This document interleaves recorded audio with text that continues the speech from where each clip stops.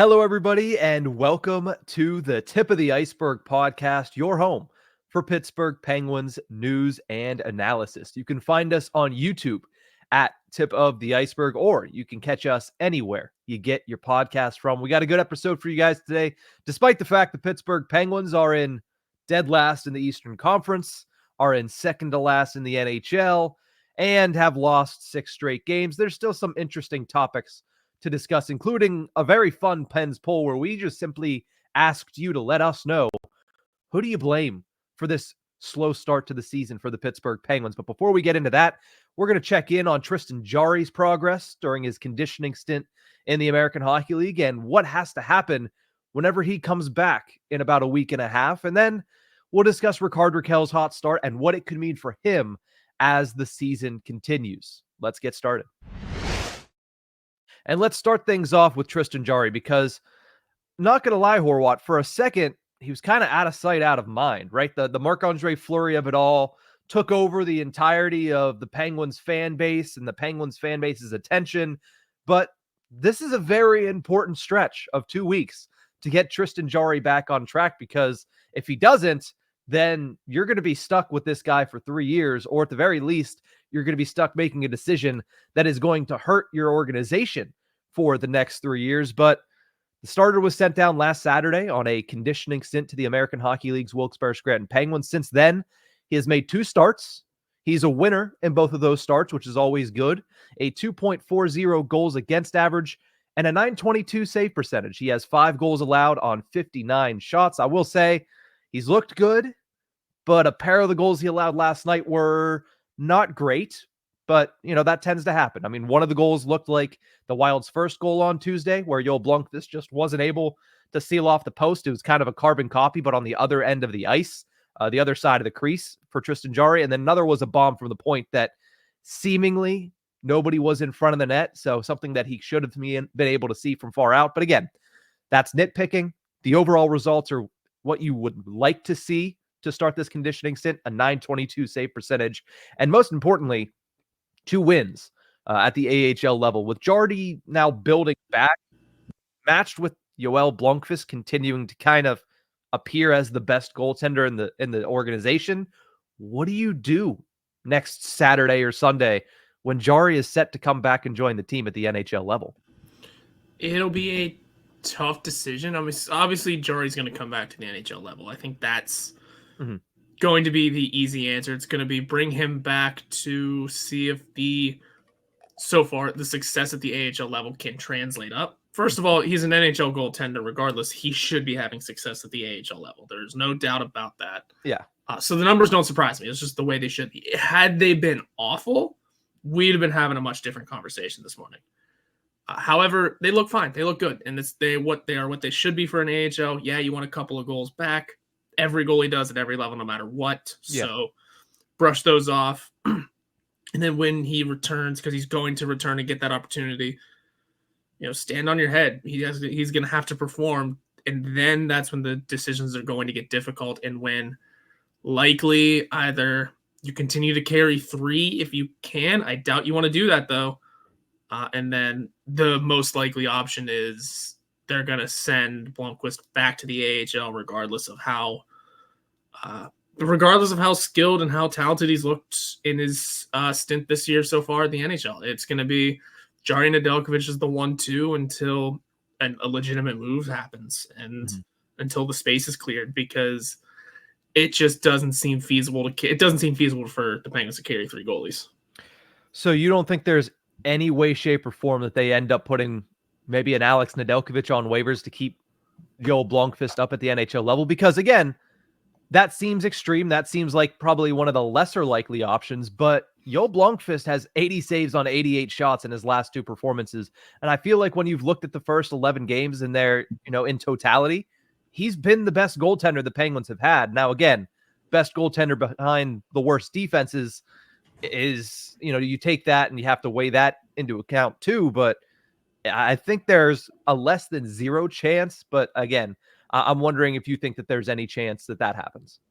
I just don't. Not especially not since they just re-signed Nedeljkovic for 2 years. I always look at what a team did with a player over the offseason, especially if they are on a new deal or or if they're a new player to the team.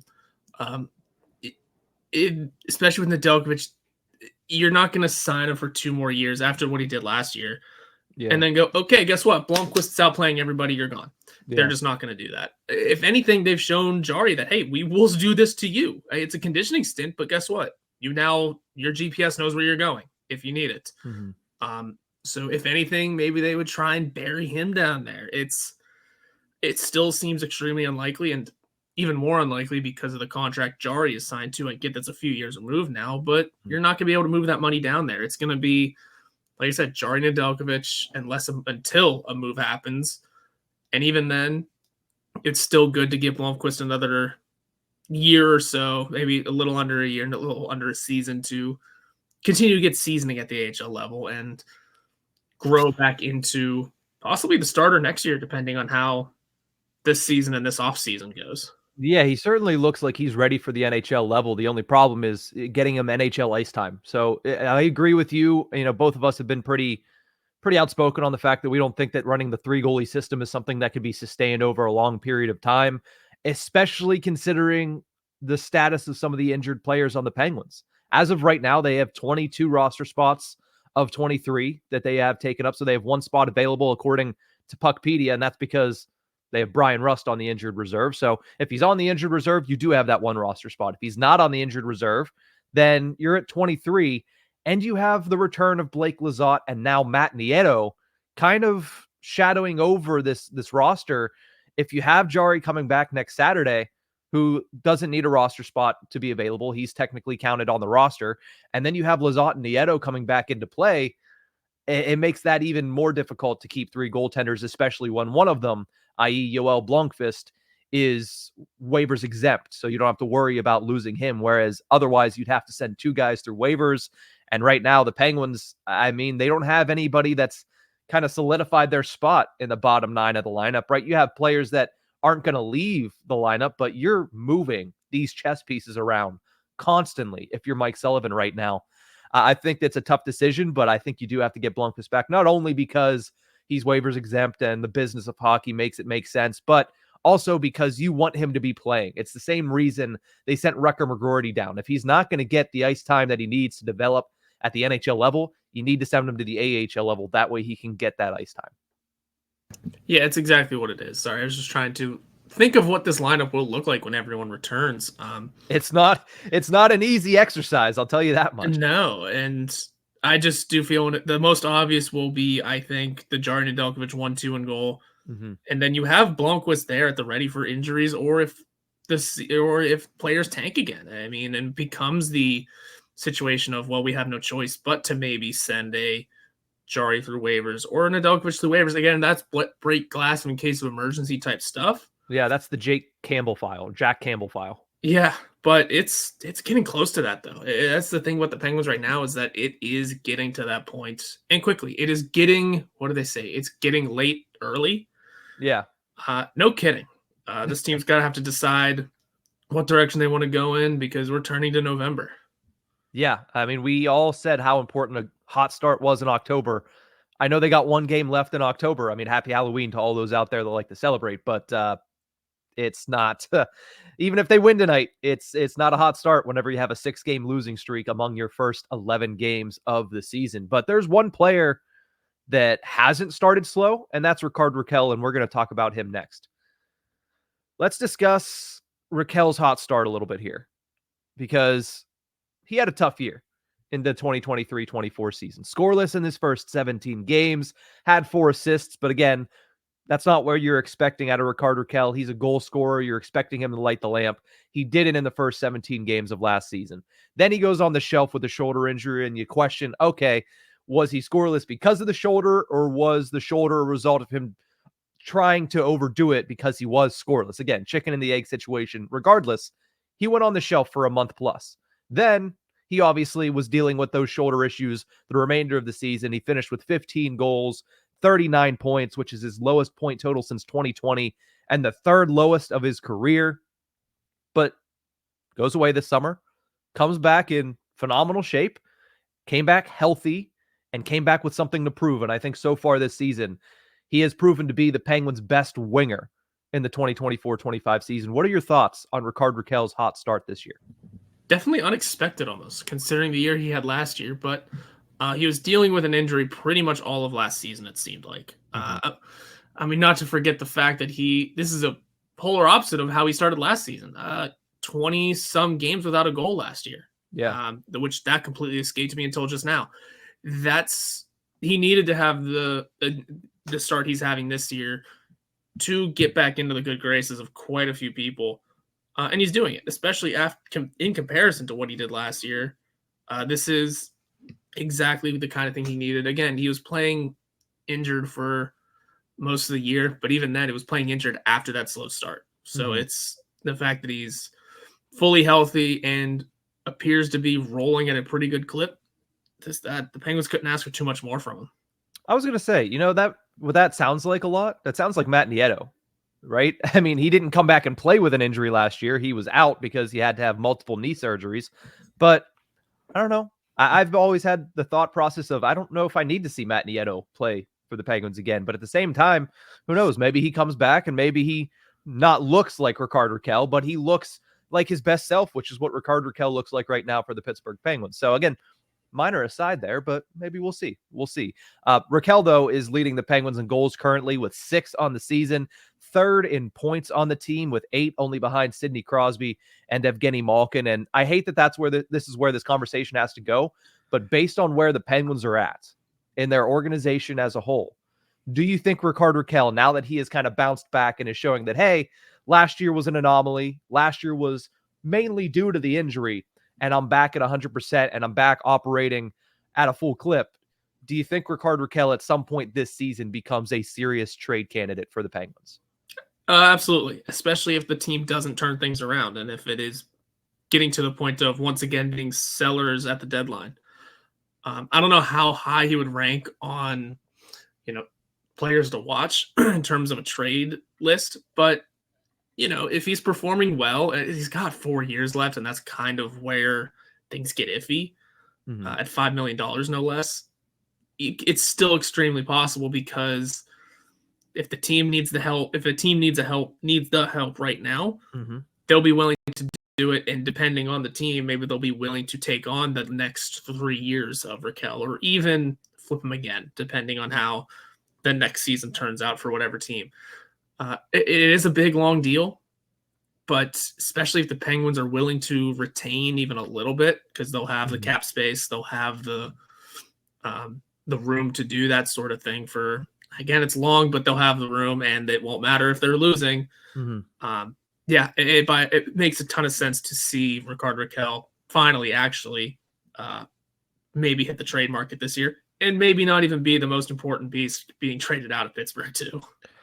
Yeah, I think as of right now, if I'm looking at the pieces that could potentially become trade candidates, because I don't think that that's a conversation that starts until later in the season, as far as like serious consideration of, there's a trade block. There's, the Penguins are looking to trade somebody, unless it's a situation where Tristan Jarry has just been so bad. You have to ask, hey, does anybody want to take this guy? Because you need to figure something out. But as far as like Rickard Rakell is concerned, Marcus Pettersson is concerned, Lars Eller is concerned, I think those are the 3 that you look at and say, listen, if the Penguins continue to bottom out this year, and those 3 play at a decent clip, Pettersson's probably the one that has performed the worst of those 3. I think those are the top 3 that you say, hey, if there's a taker, and if that taker is offering something that we think is valuable in return, you'd have to imagine those conversations happen. Now, you mentioned he does have 3 years left at $5 million remaining on this contract. He does have an 8-team no trade list, and he is at the age of 31. So you think, maybe that 4th year, 5th year, 6th year of that contract is probably not going to be the best. But I will say there is something different about this than the Tristan Jarry trade. For one, Rickard Rakell is playing at a polar opposite level than what Tristan Jarry was playing at his position to start this season. So there's that. For 2, he signed that contract 3 years ago at $5 million. That's much more palatable now, and will be much more palatable in the coming years as the salary cap increases. And why is that the fact with Rakell and not really the fact with Tristan Jarry? Because how many forwards do you have, and how many forward spots do you have to where if you have a $5 million goaltender, you can't really spend a lot of money on another goaltender, regardless of how high the salary cap goes. Whereas if you have a $5 million forward, you can have 4 or 5 of them on a roster and still have it be palatable to your salary cap situation. I mean, look at the Penguins right now. They have Brian Rust ahead of them at 5.1. They have Crosby at 8.7. They have Malkin at 6.1. If I'm missing somebody on the forward side, I know Letang has 6.1. I know Karlsson obviously has that $10 million, but that $5 million becomes more palatable, especially if he's performing at the level that he has, and because of the fact that he has the track record that he's had. And now you can look back on last season and say, hey, a lot of that was probably due to the shoulder. Now, does that negate a lot of the return that you're going to get because that other team is taking on so much salary for so long? Yes, but I do think if he performs well, you could get a fairly decent return in exchange for Rickard Rakell. And part of that is, what's the market like whenever you start to try to shop him? And also, what is his performance like at that time? So what we could put a price tag on it right now, it'll be entirely different in January, February, and March. It will be. And by the time that rolls around, maybe you'll start to see what teams might be interested. I mean, trades are starting. Utah and... out of necessity, yeah. Yeah, Utah needed a defenseman. Big shout out to 2-time Stanley Cup champion Olli Maatta. And the Leafs needed to send off Liljegren. He wasn't playing, so he needed to go somewhere. And the Shadow Realm it was. But when you look at some of the teams that might be able to even afford, you have to look at who's going to be able to afford a guy like Rickard Rakell. The Flames are off to a shocking start, and they could use another winger. There's a team right there. They can afford it, and maybe could use, the extra punch of offense on the right side, especially if they hold on and continue a shocking good start to into the trade months. So once things start to fill out and filter out and see what teams need, what teams are looking for, there's some space to be had there. I think the Canadians are even looking for forwards. They're looking for grittier forwards, though. Yeah, the Montreal Canadiens, like their Josh Andersons there. I believe Christian Fischer is up there or was up there at some point. They like that mold. And Rickard Rakell, not exactly the most physical of forwards, but hey, he has a rocket shot, and it's been working so far for the Penguins. 2 of those goals, by the way, coming on Tuesday. One of them was a redirection in front, and that's the thing. Some of it is his shot that is just absolutely crazy, whenever he can unwind that thing. And some of it's just getting to the front of the net, right? I mean, think back to the last time the Penguins won. I know it's been a while, but the last game the Penguins won, who scored with 43 seconds left right in the blue paint? It was Rickard Rakell. When they made it 4-3 on Tuesday, where was Rickard Rakell? In front of the net, redirecting a puck. So, he's getting to those dirty areas too, which is something that goal scorers need to do, and something that I don't think he did enough of last year. It's nice to see him doing that, and it's nice to see Rakell scoring. Now, you'd hope and you'd wish that the Penguins can get right back on track and he becomes a very integral piece to a playoff team, but as of right now, the optics are not good around the Pittsburgh Penguins, like we mentioned off the top of the show. 31st in the National Hockey League right now, 6-game losing streak. Maybe that changes tonight.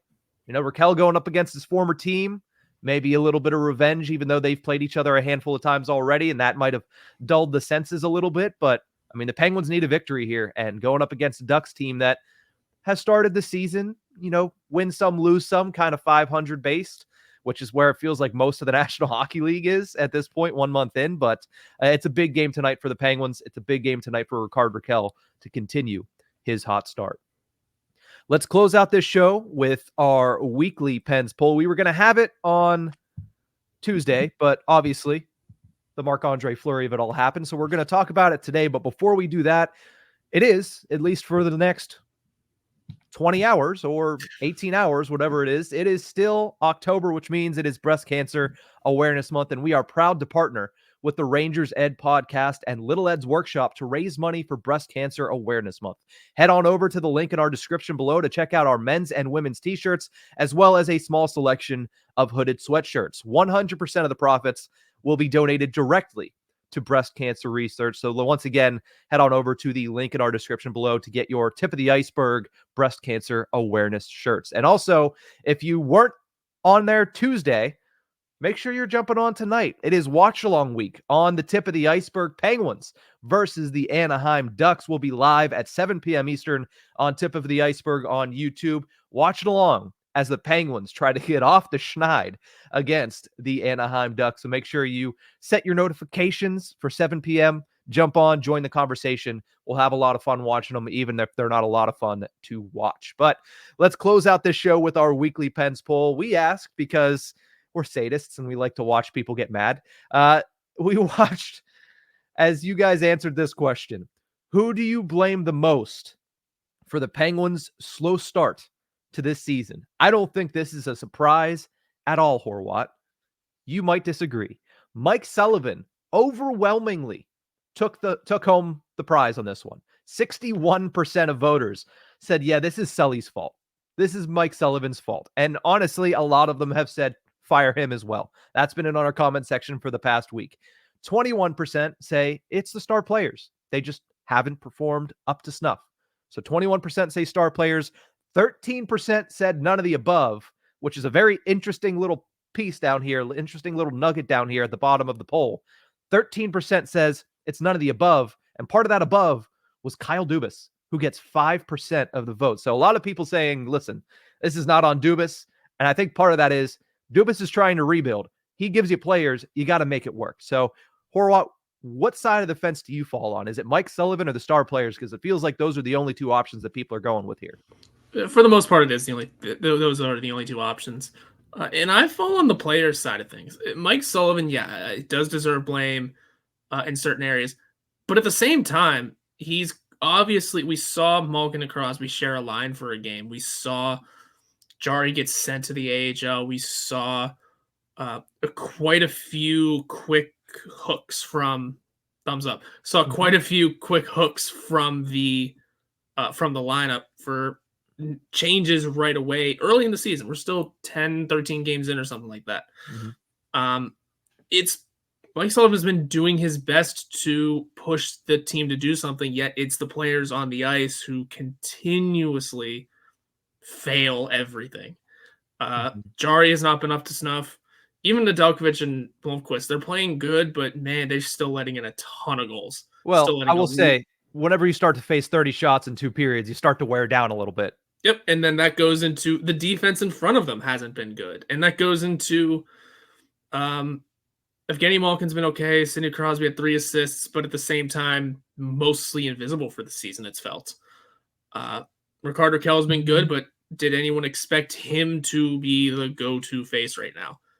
And I would consider Jarry as part of that star player discussion because he hasn't been good.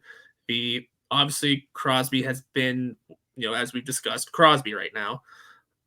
Erik Karlsson and Kris Letang, just bad right now. So overall, the biggest blame, if you have to point fingers and throw blame around because it is a team thing, but if you have to point the fingers, it's going to the star players right now. Yeah, Mike Sullivan is doing what he can as a coach to wake something up. We saw lineup changes, we've seen cuts, and we've seen demotions. Nothing's woken up yet. So he's doing what he can. And when it comes to Dubas, right now, it doesn't seem like this is his trying to build a winning team for this particular year. It doesn't seem to be the bag. So yeah, I was about to say, was he trying to build a winning team, or was he just trying to give Sidney Crosby and Evgeny Malkin something to work with this year and say, listen, it's on you guys, sink or swim, because we can't afford to trade first-round picks. We can't afford to trade assets. We can't afford to give out long-term contracts for big money.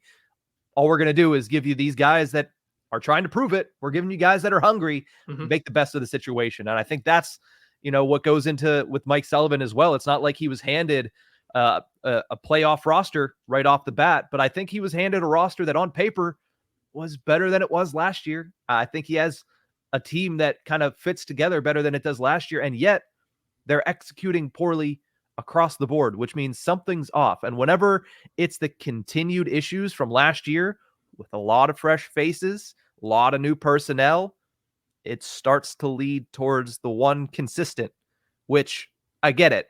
Crosby's been consistent for 20 years. Same with Malkin for 19 and Letang for 19. But the one consistent for these struggles has been Mike Sullivan's system. So I would put it on Mike Sullivan. Not to say that the star players are bereft of blame. I think I'm using that word correctly. I shouldn't use it if I don't know it. But I don't think that you can take all the blame off of their shoulders. There, that's better. Let's just keep it simple there, dumbass. But I do think that I would put the bulk of the blame on Mike Sullivan whenever you look at this team and you say they're executing so poorly defensively across the board. Maybe you should do something to where it's going to be easier or better for them to defend, right? And part of that is they want to score goals. They want to create offense. They want to be this high-flying offensive team. They don't have the horses to be that, right? Yeah, sure, you can put this first line together, and it looks like it should be the first line of first lines with Crosby and Malkin, 2 Hall of Famers, still playing at a high level, with Rickard Rakell having himself a great season. But that bottom 9, I mean, we saw what happened on Tuesday, right?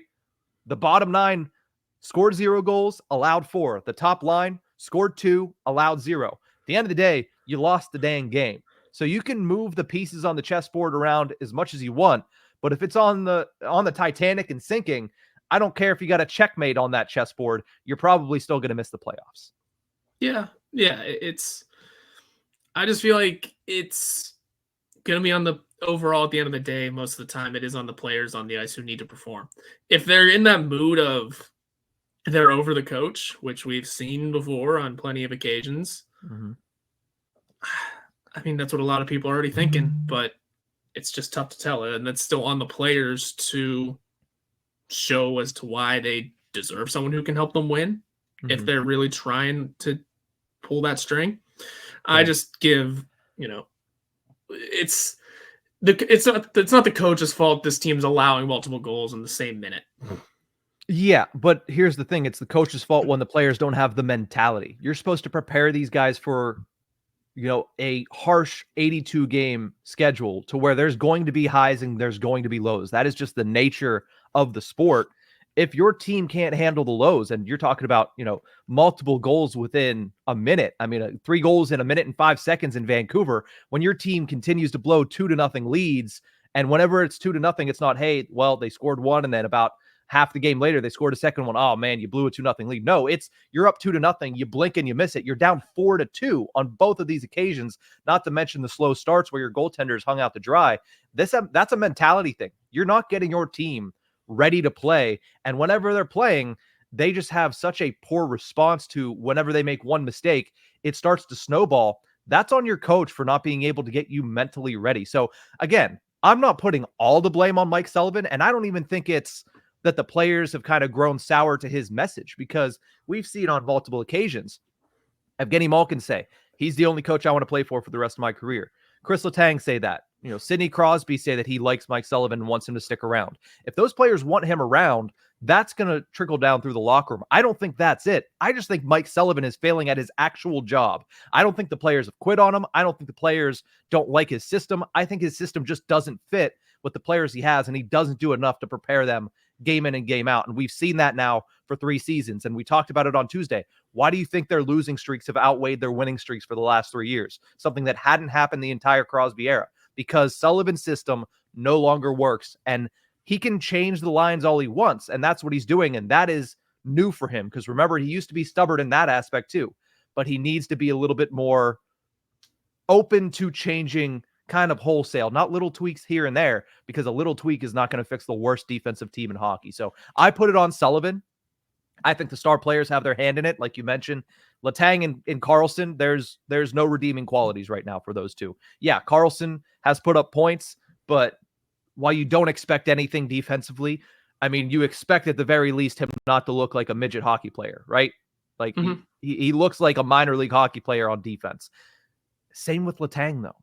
And it's just not good enough from those guys. But I think whenever the problems persist across the entire team, that's when it points to the head coach. And that's why I'm going with Mike Sullivan. Do I think he's on the hot seat? That's another question that, is going to be talked about all season. I don't think so. I think that the expectations were lowered coming into the season.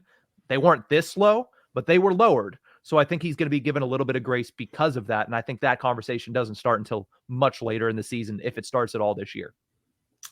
Yeah, that's a conversation to have down the line a bit and see what other teams decide to do. It's the NHL's in a weird position whenever it comes to coaches and coach firings right now, considering about 30 of them are within their first or second season with their new team. So it's tough to really nail down who's on a hot seat and who's not, because the guys that have been around the longest are clear cut some of the best coaches in the league. Yeah. So it gets tough at this point, and we'll I mean, see what the Penguins do from here. Let's just say there's a lot to blame at the moment, and it's not getting prettier. Even some of the best coaches in the league lose their job and they find a new one. And it is what it is, right? Bruce Cassidy in Boston lost his job, found a new one in Vegas. Oh, he went on to win a Stanley Cup. Pete DeBoer lost his job in Vegas, moved on to Dallas. And guess what? They've been a Western Conference finalist, and they've been a team that you expect to be in the Western Conference final now for years to come under Pete DeBoer. It happens. Paul Maurice wasn't fired, but he left Winnipeg, found, a new love for hockey down in Florida. He lifted the Stanley Cup for the first time in his long career last year. So these things happen. And yeah, it would sting, and it might actually happen if Mike Sullivan leaves Pittsburgh, goes somewhere else, and wins another Stanley Cup. Honestly, I think there's a likely chance that does happen after he leaves Pittsburgh. But sometimes you need a fresh start for an organization. And sometimes it's not always because those players aren't listening or they're tuning out the coach. It just sometimes it doesn't fit anymore. You say it all the time, Horwat.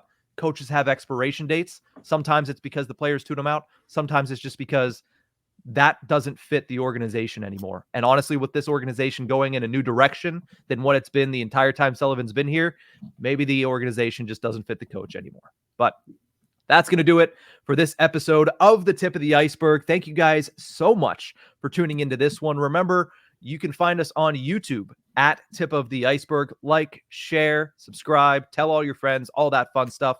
Or you can catch us anywhere you get your podcast from. Tonight at 7 p.m. Eastern, Penguins versus Ducks. We'll be watching along live on the Tip of the Ice-Burgh YouTube. But that's it for this one.